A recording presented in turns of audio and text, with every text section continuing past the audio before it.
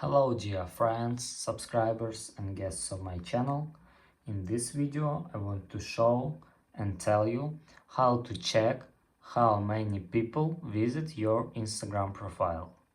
Please put your like, subscribe to my channel and share this video with your friends. And let's get started. So first we need to turn on professional mode. For that you must go to Instagram. After that, we need to go to our account, click on these three lines in the upper right corner, scroll down and click account type and tools.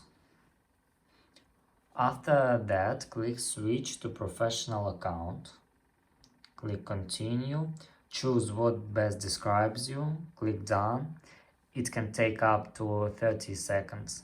After that, choose creator or business, click next. Click not now, click on the cross, and now go back. Click on these three lines again, and here click Insights. And here you can see Overview, and here you must click Accounts Reached.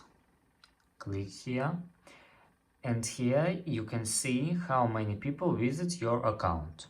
You also can click on Profile Activity here and read information here. And that's all.